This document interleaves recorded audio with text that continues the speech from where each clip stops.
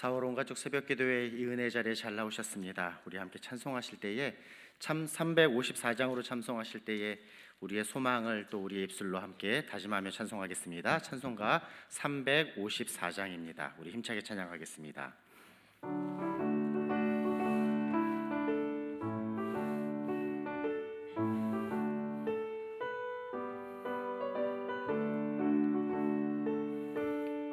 주를 앙모하는 자 함께 찬송합니다. 주를 앙모하는 자 올라가 올라가 독수리같이 모든 싸움 이기고 근심 걱정 벗은 후 올라가 올라가 독수리같이 주 앙모하는 자 주 앙모하는 자 주 앙모하는 자 늘 강건하리라. 주를 앙모하는 자 걸어가 걸어가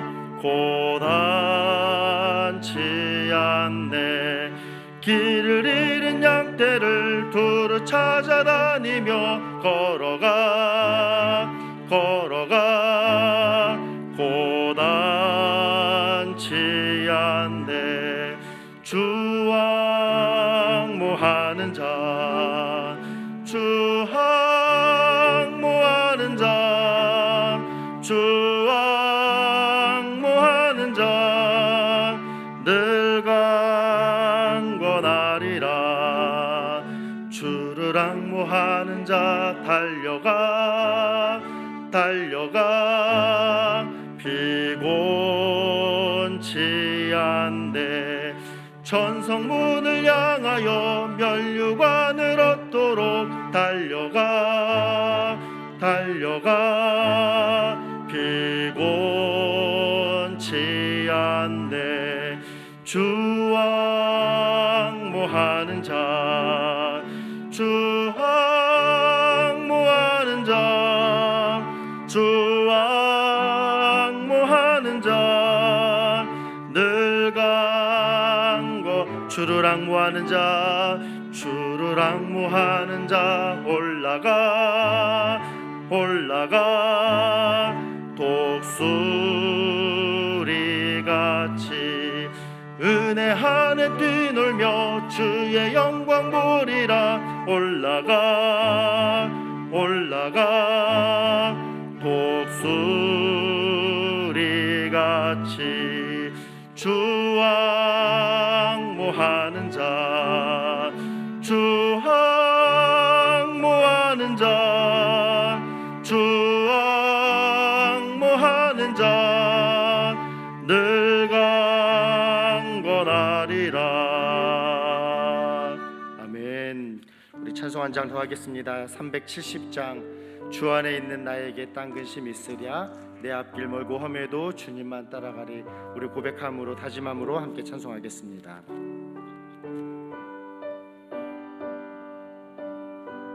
찬송가 370장입니다. 함께 찬양합니다. 주 안에 있는 나에게 주 안에 있는 나에게 딴 근심이 있으랴 십자가 밑에 나아가 내 짐을 풀었네. 주님을 찬송하면서 할렐루야 할렐루야 내 앞길 멀고 험해도 나 주님만 따라가. 그 두려움이 변하여 그 두려움이 변하여 내 기도 되었고 첫날에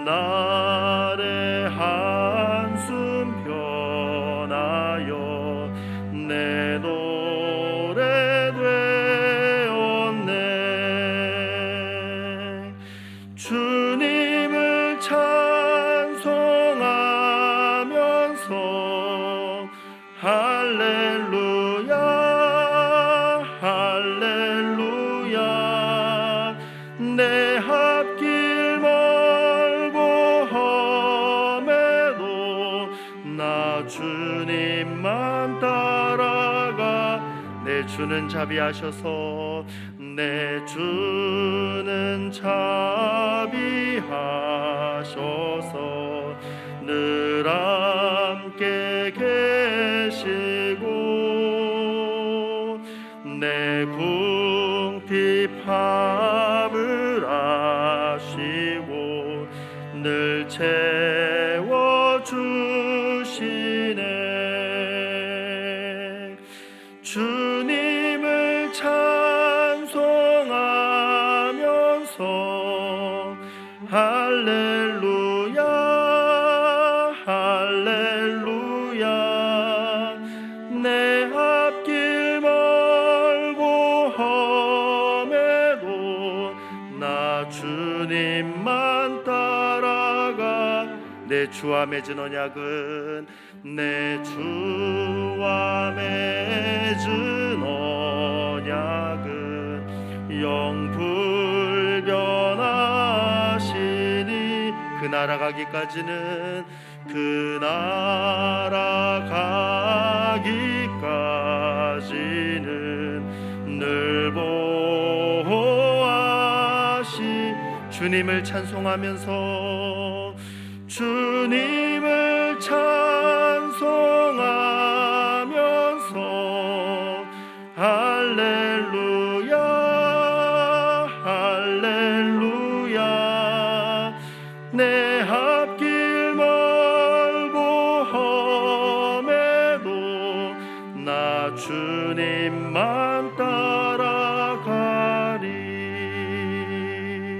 아멘. 우리 함께 기도함으로 나아갈 때에 우리 방금 부른 찬양의 가사 기도 제목 삼아 기도하면 좋겠습니다. 내 앞길 멀고 험해도 주님 찬송하면서 할렐루야로 주님 높이면서 주님만 따라가는 삶 되게 해주십시오. 특별히 이 한 달 은혜 안에 뛰놀며 주의 영광을 보는 또 그 주님을 향하여서 달려가는 귀한 모습이 4월 한 달에 우리의 모습 될 수 있도록 꽃이 피고 또 아름다운 모습 무엇인가 활력을 얻고 또 이렇게 화려함으로 나아가는 모습 가운데 우리의 신앙도 그처럼 한 단계 성숙하며 또 하나님 앞에 아름다운 모습으로 또 세워져가는 귀한 한 달의 삶 되기를 하나님 간절히 소원합니다. 우리와 같은 마음으로 기도 제목 삼아 함께 기도하는 시간 갖도록 하겠습니다. 기도합니다. 하나님 아버지 감사합니다. 귀한 4월 온 가족 새벽 기도회를 허락하여 주시고 귀한 은혜 자리로 우리를 불러주시고 나오게 하시니 감사합니다. 하나님 귀하게 하나님을 향해서 부른 찬양의 고백이 우리의 신앙의 다짐 또 믿음의 고백 되게 하여 주시옵소서. 우리의 앞길을 세상 가운데 살아가며 힘겹고 어려울지 모르나 날마다 주님을 찬양하며 주님을 높이며 주께 영광 올려드리며 한 걸음 한 걸음 나아가는 삶이 사랑하는 우리 모든 성도님들의 삶 되게 하여 주시옵소서. 특별히 4월 정말 만물을 소생하며 꽃들이 아름답게 피는 이 시대 가운데 시절 가운데 하나님 주님을 향하여서 은혜 안에 뛰놀며 또 주님의 영광을 보며 자연 만물을 통하여서 행하시는 하나님의 역사하심을 보며 정말 우리 또한 달려가며 올라가는 우리 신앙이 회복되며 또 성숙함으로 나아가는 은혜가 이 한 달 우리 가운데 있게 하여 주시옵소서. 이 새벽 우리에게 주신 귀한 말씀을 통하여서 또 하나님의 뜻을 받습니다. 하나님 말씀 잘 들으며 또 그 말씀 붙잡고 오늘 하루 또 이번 한 달 승리함으로 나아가는 우리 모든 성도님들 되게 하여 주시옵소서. 말씀 전하시는 담임 목사님 영간의 강건함으로 붙잡아 주시옵시고 하늘의 신령한 지혜로 귀한 말씀 우리에게 부족함 없도록 주님 사용하시고 붙잡아 주시옵소서. 감사합니다. 예수님의 이름으로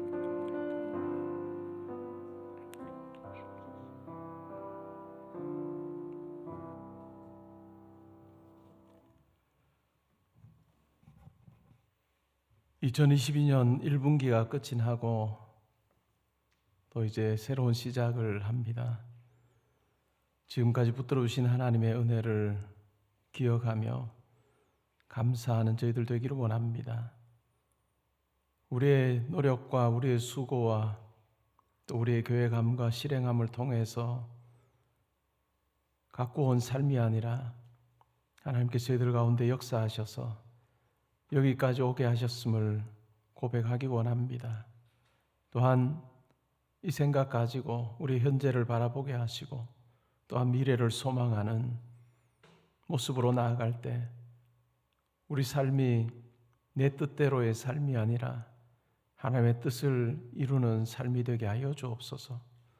오늘 드리는 이 예배 하나님 기뻐 받으시기를 원합니다. 홀로 찬양 받으시기에 합당하신 하나님이 주인공 되셔서 이 자리에 함께 하시기를 원합니다. 또한 찬양 올려드리는 시온 찬양대 한 분 한 분의 마음속에 함께 하셔서 그 찬양의 가사가 진정한 고백이 되게 하시고, 또한 듣는 우리 모두도 그 가사의 내용처럼 살아가는 귀한 삶이 있게 하여 주옵소서. 오늘 이 예배 마치는 시간까지 함께 하여 주시며, 또한 저희의 기도에 응답하시고 또 우리와 대화하시는 하나님을 만나는 귀한 시간 되게 하여 주옵소서. 감사드리며 예수님의 이름으로 기도합니다. 아멘. 오늘 우리가 함께 상고할 하나님 말씀은 에스겔서 37장 14절 말씀이 되겠습니다.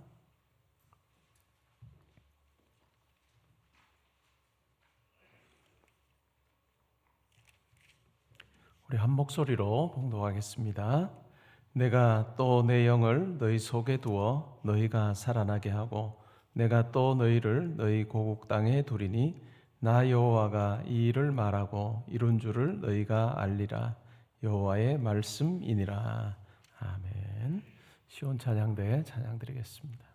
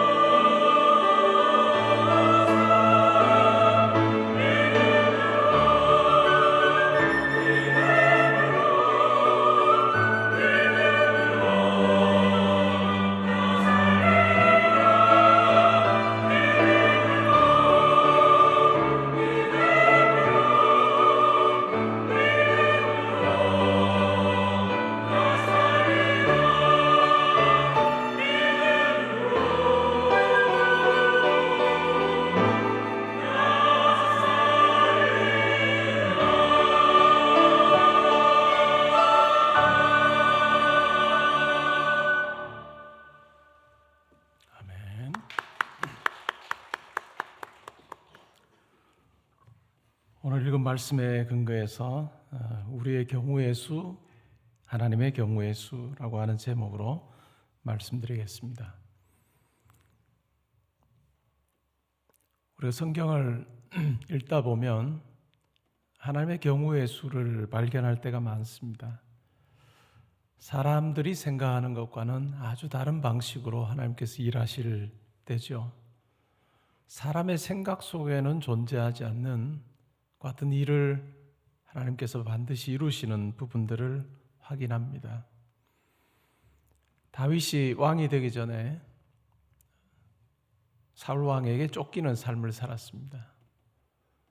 많은 군사들이 다윗을 죽이려고 쫓아다니죠. 어느 날은 군사를 피해서 도망을 하는데 이제는 숨을 곳이 없게 되었습니다. 동굴 속으로 들어가죠. 이제는 동굴에서 내가 죽게 됐구나라고 생각을 하고 있는데 갑자기 거미 한 마리가 동굴 입구를 다 거미줄로 막아버립니다.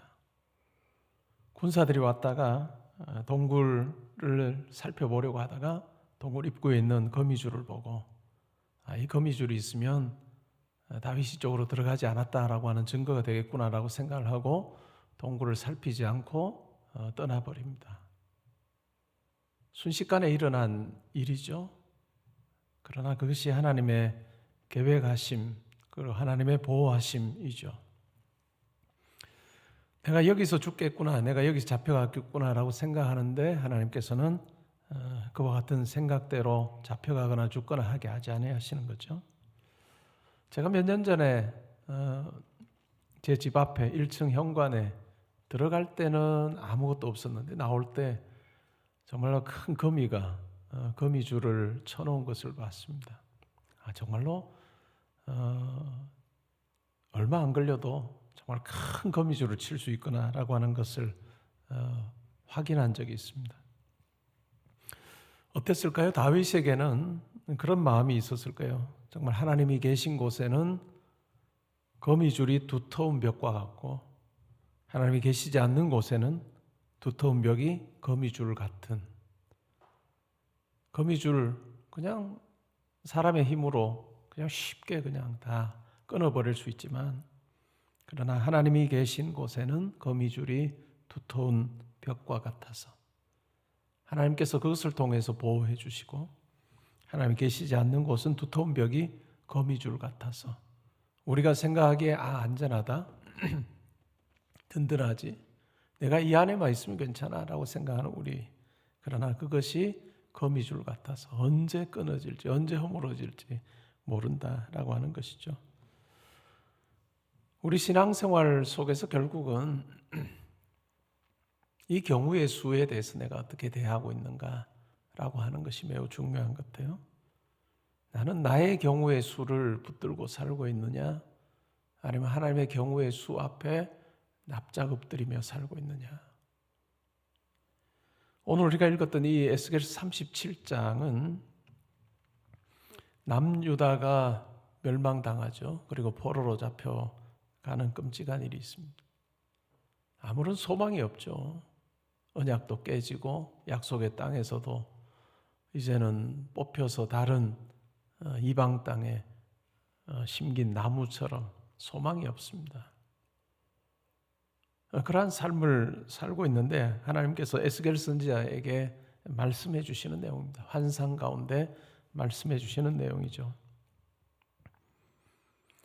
37장 11절에 나오는 우리의 뼈들이 말랐고 우리의 소망이 없어졌으니 우리는 다 멸절되었도다 라고 하는 이 말이 포로 가운데 있는 이스라엘 백성들, 유다 백성들의 고백일 수밖에 없는 그런 상황에 처해 있습니다.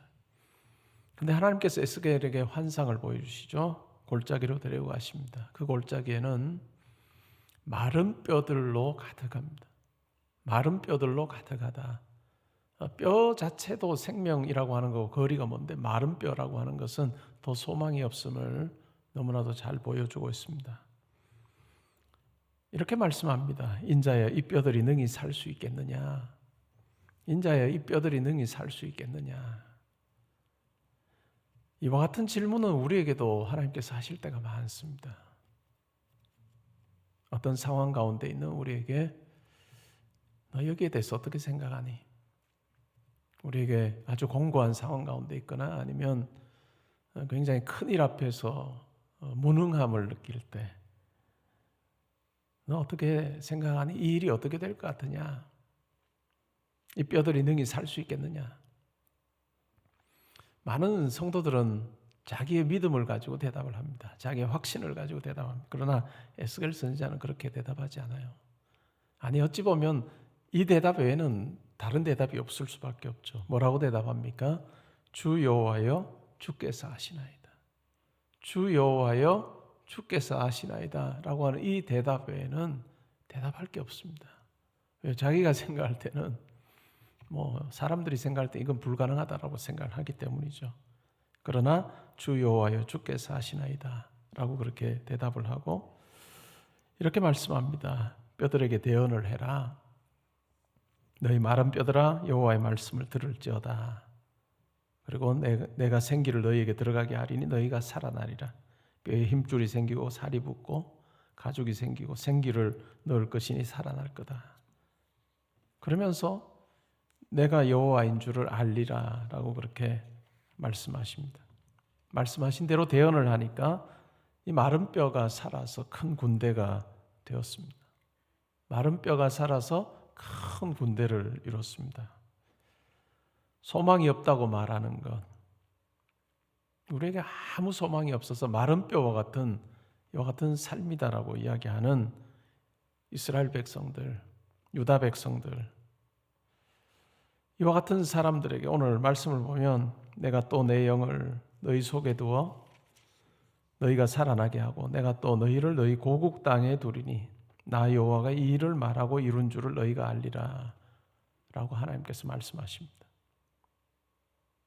무덤을 열고 나와서 내 백성아 너희 땅으로 들어갈 수 있게 해주겠다 라고 이야기합니다. 그러면서 오늘 에스겔서 37장에서 반복하는 표현이 있다면 그것은 바로 내가 여호와인 줄 알 거다. 내가 여호와인 줄을 알 거다 라고 하는 그와 같은 말씀입니다. 내가 내 영을 너희 속에 두고 너희로 살아나게 하고 내가 너희를 고국 땅에 둘 것이다. 바벨론에서 포로로 살면서 마른 뼈처럼 살아서 아무런 소망이 없는 그들을 향해서 내가 너희로 살아나게 하고 내가 너희를 고국 땅에 둘 거다. 그리고 내가 이 일을 이룰 것이고 내가 여호와인 줄을 너희가 알리라 라고 그렇게 말씀하십니다.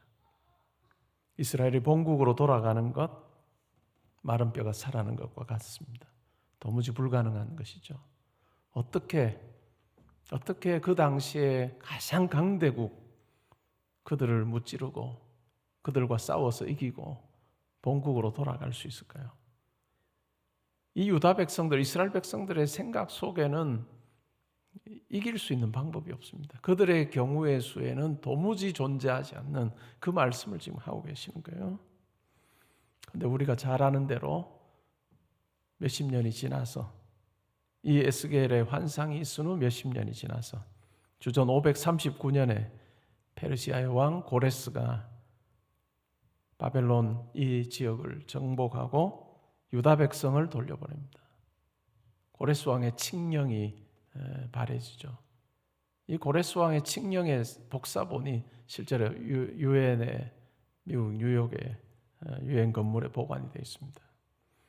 이 고레스 왕의 칙령을 보면 이 유다 백성들을 본국으로 돌려보내는 부분에 대해서 아주 분명하게 적고 있습니다. 도무지 상상도 못할 일이죠. 도무지 상상도 못할 일이 일어났고 이사야 선지자는 이 고레스 왕을 하나님께서 들어서 사용하셨다라고 그렇게 말씀에 적고 있습니다. 도무지 상상할 수도 없는 일을 계획하시고 이루시는 하나님. 그 일을 경험하면서 어떻게 될까요? 하나님께서 하셨구나. 이건 내가 한 일이 아니고 우리가 한 일이 아니고 하나님께서 하셨구나 라고 하는 그 고백을 하게 됩니다. 열왕기하 6장에 보면 아람 군대가 사마리아 성을 포위합니다.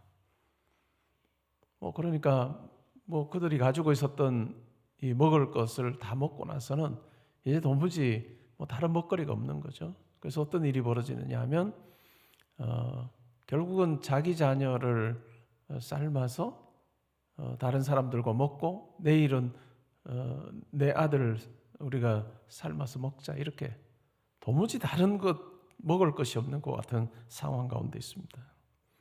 그 이야기를 들었던 왕이 하나님을 향해서 불평하고 마침내 하나님의 사람인 엘리사를 죽이려고 합니다.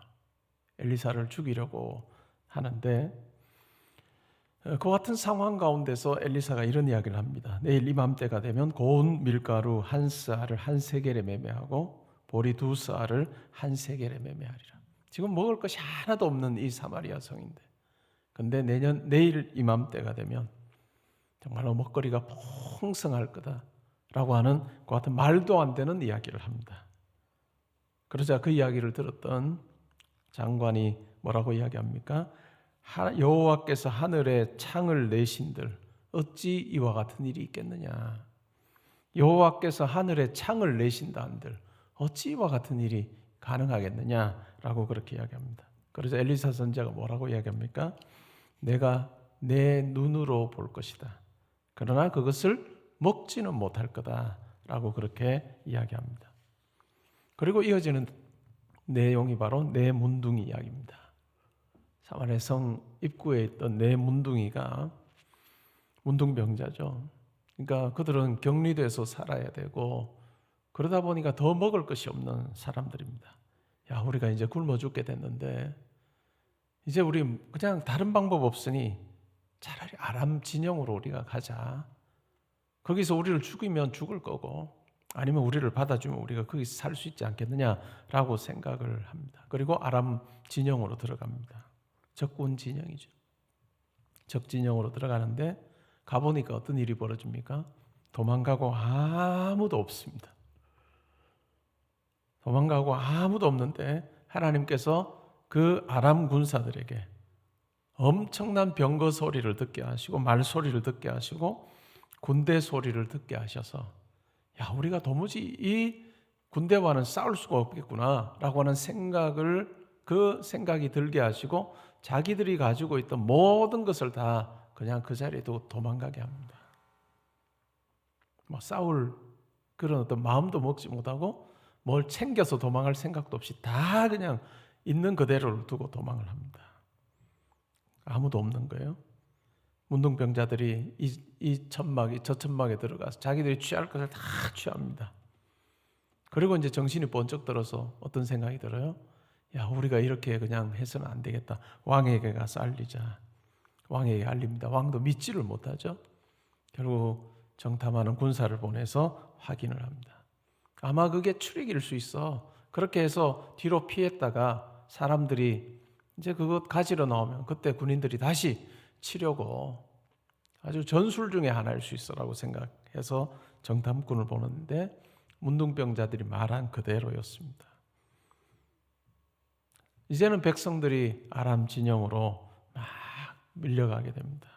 성문에 있던 하나님께서 여호와께서 하늘에 창을 내신다 한들 그게 가능하겠어?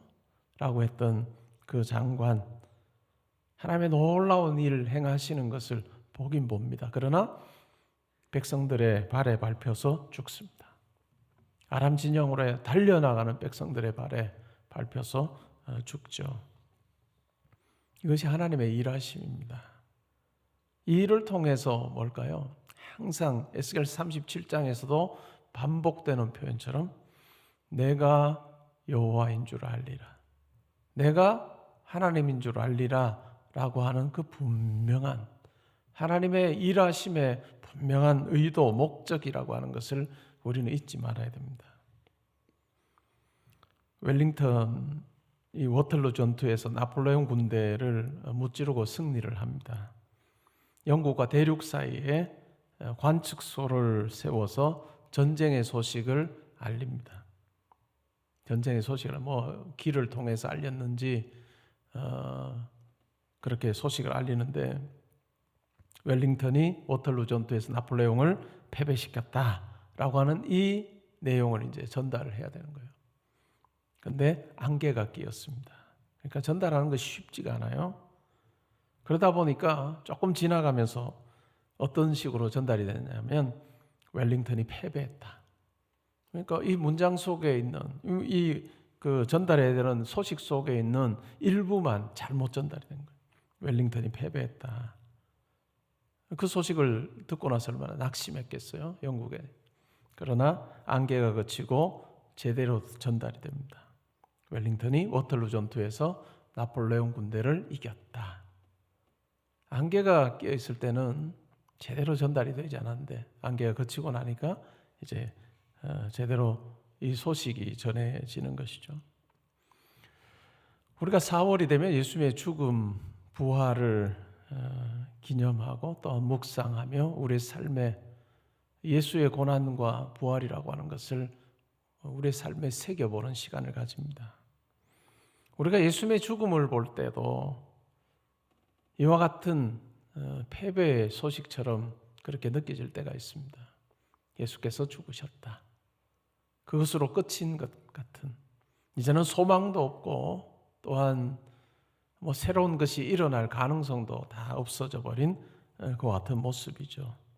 그러나 하나님께서는 우리 눈에 보기에 또한 이 일을 실행했던 로마나 아니면 유대 종교 지도자들의 눈에 보기에는 모든 것이 그들의 계획대로 다 끝난 것처럼 보였지만, 그러나 하나님께서는 죽은 자들 가운데 있는 예수 그리스도를, 예수를 부활시키심으로, 다시 일으키심으로 죽음의 권세를 가지고 있는 사탄을 멸하시고 깨뜨리시는, 우리의 생각 속에는 도무지 존재하지 않는 그와 같은 방식으로 이 땅에 승리를 가져다 주시고 또한 구원을 이루신 것을 우리는 기억할 필요가 있습니다.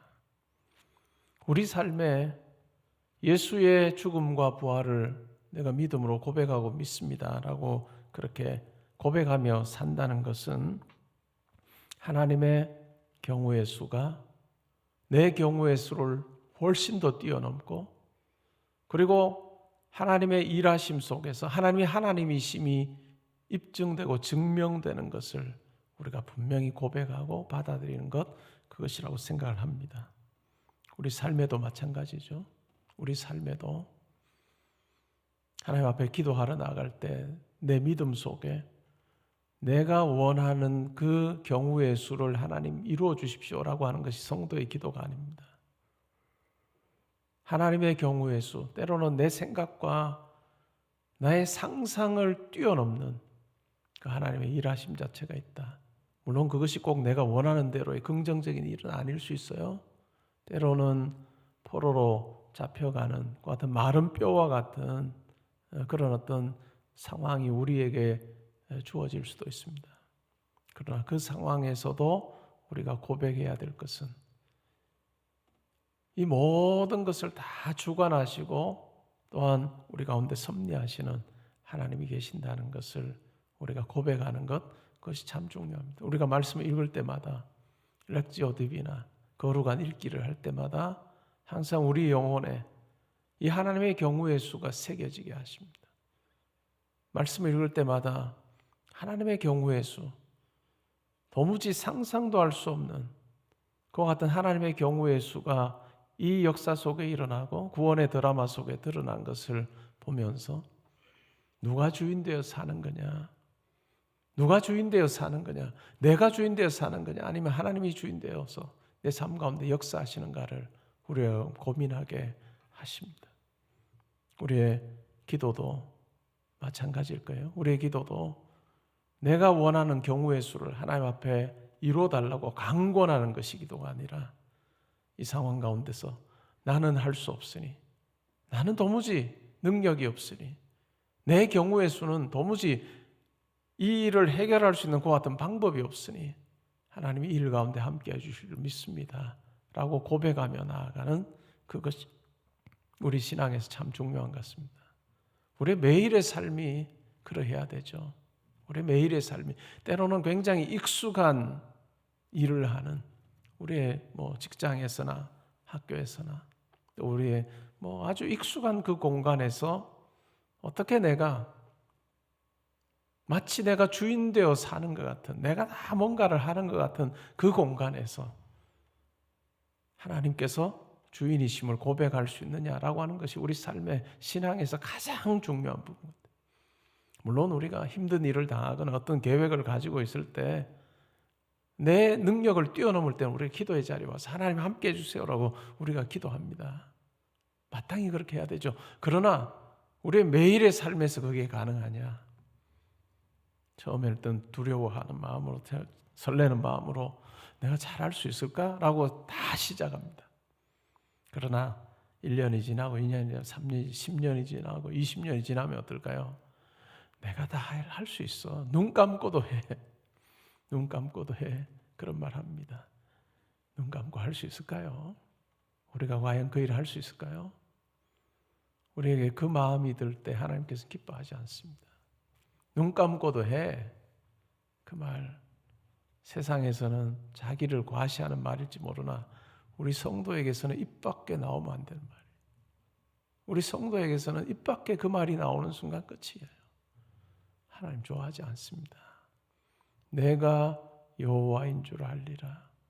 내가 여호와인 줄 알리라 하는 이 말씀을 붙들고 내가 알아서 해. 내가 알아서 해. 내가 할 수 있어 라고 생각했던 것 내려놓는 우리가 되어야 될 겁니다. 여러분의 직장 생활 속에서 이게 가능해야 될 거예요. 이게 가능해야 될 거예요. 그래야 기도하기 시작할 겁니다. 어떤 사람이 산책을 하다가 들판 건너편에 집 한 채를 봤어요.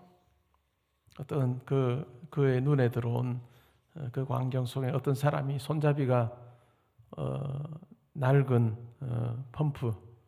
펌프질을 하면서 물을 퍼올리고 있습니다. 근데 멀리서 보니까 펌프질을 하면 어느 정도 시간이 지나면 이렇게 굉장히 힘들 거 아니에요? 그래서 뭐 속도도 느려질 것 같은데 일정한 속도로 계속 펌프질을 하는 거예요. 이상하다 생각을 하고 가봤습니다. 가까이 가보니까 사람 모양을 하고 있는 나무 모형이에요. 그냥 나무로 사람 모형 만들어 놓고 이 팔과 손이 펌프에 연결되게 해가지고 이 자동으로 움직이게 해서 물이 나오게 하는 거예요. 멀리서 보니까 뭐예요? 아, 저 사람이 정말 팔로 펌프질을 해서 물이 나오는구나 라고 생각을 하는데 가까이 가보니까 아니라는 거죠. 오히려 그냥 팔이 자동으로 움직일 수 있도록 힘이 가해져서 전력이 공급이 돼서 계속 물이 나오게 하는 그러한 모습을 보았습니다. 우리 삶도 마찬가지인 것 같아요. 우리 가운데 하나님께서 역사하시는 거죠. 누구의 경우의 수로? 하나님의 경우의 수로. 이 하나님의 경우의 수가 있음을 고백할 때 우리는 항상 납작 엎드리게 됩니다. 저는 우리 성도님들이 여러분이 뭔가를 막 할 수 있을 것 같은 그러한 말은 안 하시면 좋겠다. 저는 그 생각이 듭니다. 내가 내 힘으로 할 수 있다. 교회 일도 마찬가지고요. 또한 여러분의 일도 마찬가지입니다. 내가 뭔가를 막 할 수 있을 것처럼 그리고 이 일이 정말로 이렇게 돼야 하나님께서 기뻐하시는 것처럼 그렇게 생각하는 것은 내가 하나님의 자리에 있는 거죠. 근데 우리가 돌아보면 어떨까요? 우리 그 생각대로 일이 되지 않습니다. 일이 되지도 않고 또 하나님께서 그렇게 내가 주인 된 것처럼 막 이야기하는 그것을 너무너무 싫어하시는 거죠. 내가 여호와인 줄 알리라. 오늘 2번이나 반복되는 이 말씀을 우리가 마음에 새기면 좋겠습니다. 우리가 담대할 수 있는 건 뭘까요? 우리는 변하고 우리의 경우의 수는 제한되어 있으나 그러나 내 경우의 수와는 비교할 수 없는 그 정도로 크신 하나님께서 전능하신 하나님께서 내 팔을 붙들어 주시는 것 그것이 감사일 뿐이고 또한 은혜의 고백일 뿐입니다. 우리가 항상 기억하면서 우리가 어떤 형편과 처지에 있든지 간에 하나님보다 우리가 앞서지 않고 내 자랑하지 아니하고 내 능력 과시하지 아니하고 하나님 앞에 순종하며 나아가는 우리가 되면 좋겠습니다. 여러분 이 관점에서 여러분의 삶을 한번 잘 살펴보세요. 내가 주인 되어 살고 있는 그 영역 하나님께로 다시 원래 하나님의 것이니 하나님께로 돌려드리면 좋을 거예요. 나 이제 이렇게 하면 아무 걱정 없어. 이제는 뭐 내 걱정할 것 하나도 없어. 예수님의 비유 속에 나오는 부자와 뭐가 다른가? 또 내가 하는 이 일, 아이고 이제는 뭐 눈 감고도 해. 눈 감고 못합니다. 하나님 붙들어 주셔야 하지. 익숙함에서 여러분의 기도가 사라진 그 공간이 다시 기도가 회복되는 일이 있기를, 그것이 부흥이에요. 그냥 내가 익숙해서 내가 할 수 있다라고 생각하는 그 어찌 보면 골짜기의 마른 뼈와 같은 상황일지 모릅니다. 여러분이 보기에 어떨지 몰라도 육신의 눈으로 보기에는 마른 뼈처럼 안 보여도 기도가 사라진 채 우리가 하는 그 일은 이 에스겔이 보았던 환상 속에 나온 마른 뼈 골짜기와 별반 다르지 않습니다. 근데 우리가 하나님 앞에 엎드리기 시작할 때, 하나님께 기도하기 시작할 때, 기도하지 않고서는 안 되는구나 라고 하는 것을 우리가 인식하기 시작할 때 마른 뼈에 힘줄이 생기고 또 살이 붙고 가죽이 생기고 생기가 들어가서 마른 뼈가 하나님의 군대가 되는 어떤 놀라운 변화가 일어나리라 생각합니다. 여러분에게 익숙한 공간, 그 공간이 살아나기를 바라고, 그 공간에서 여러분이 기도하는 자로 아버지 앞에 갈 때 내가 여호와인 줄 알리라 하신 하나님의 개입하심이, 일하심이 여러분의 삶의 자리에 있으리라 믿습니다. 우리 함께 기도하면 좋겠는데요. 첫 번째는 내 기도가 사라진 내 삶의 자리를 한번 돌아보시면 좋겠어요. 그리고 두 번째는 내가 호언장담하는 여러 가지 일들, 만약에 그것이 있었다면 하나님 앞에 내려놓으면 좋겠습니다. 여러분의 삶을 보아도 제 삶을 보아도 마찬가지예요. 제가 계획한 대로 제 계획대로 이루어진 삶이 아닙니다. 여러분도 마찬가지일 거예요. 그런데 왜 마치 여러분의 인생의 주고 한 자인 것처럼 그렇게 생각하시는지 모르겠어요. 저도 마찬가지예요. 하나님께서는 그것을 참 즐거워하지 않으시는 것 같아요. 좋아하지 않으시는 것 같아요. 하나님 앞에 납작 엎드리면서 하나님이 내 인생의 주인이시고 내가 하는 일의 주인이십니다. 하나님께서 이 일 가운데 함께 하시고 저의 인생에 함께 하셔서 하나님 되심을 증명해 주시고 또한 저도 그것을 고백하며 살게 해주십시오. 우리 이 마음 가지고 가정을 위해서 또 교회를 위해서 이 나라를 위해서 기도하는 시간 잠시 가지겠습니다. 우리 함께 기도하겠습니다. 하나님, 아버지께서 저의 삶에 주관 자이심을 고백합니다. 제가 꾸려가는 삶이 아니라 하나님께서 붙들어 주신 삶임을 고백합니다. 하나님께서 함께 하실 때 하나님이 함께하는 그곳에 거미줄도 두터운 벽과 같고, 그러나 그 하나님께서 함께 하시 않으시면 두터운 벽도 거미줄 같은 어떤 참 약하고 연약한 것임을 저희들이 압니다. 하나님, 저희가 무엇에 기대어 살고 있는지, 무엇을 의지하며 살고 있는지, 내가 가진 것을 의지하는지, 또한 내가 가지고 있는 경험을 의지하는지, 그러면서 기도하지 않고도 내가 하는 일 잘 할 수 있을 것 같은 그 어떤 착각 속에 우리가 살고 있지 않은지, 우리의 발에 힘을 공급해 주셔서 우리로 하여금 펌프질하게 하시는데 마치 내가 펌프질해서 물이 나오는 것처럼 그렇게 착각하며 살지 않는지 우리 삶을 돌아보게 하여 주옵소서. 하나님, 바벨론의 포로로 갔던 이스라엘 백성들, 마른 뼈와 같은 그들을 살리시고 본국으로 돌아오게 하시고 그 과정 속에 내가 여호와인 줄 알리라, 말씀하셨던 하나님께서 우리 삶에도 오셔서 기도가 사라진 마른 뼈와 같은 내 삶의 자리에 다시 기도가 시작되게 하시고 하나님의 하나님이심을 고백하게 하는 그 어떤 귀한 우리의 입술이 다시 있게 하여 주시므로 하나님 그 일 가운데 그 공간 가운데 그 만남 가운데 그 일 가운데 역사하신 하나님을 만나서 우리의 삶의 공간이 하나님의 일하심의 생생한 현장이 되게 하시고 또한 내 삶이 하나님을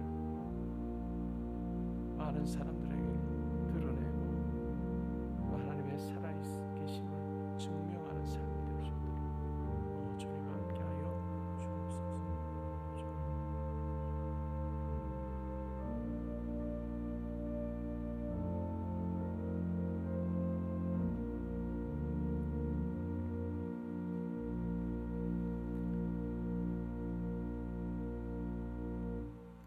하나님, 저희의 삶이 때로는 에스겔이 환상에서 보았던 마른 뼈로 가득한 골짜기와 같은 때가 있습니다.